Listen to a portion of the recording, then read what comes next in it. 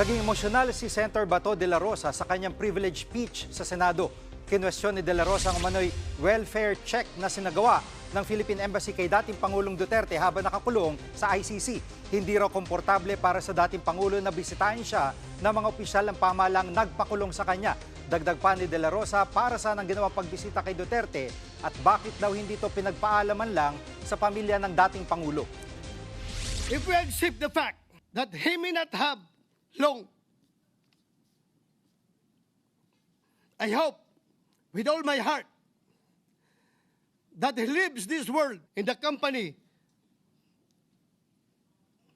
of the people he loves.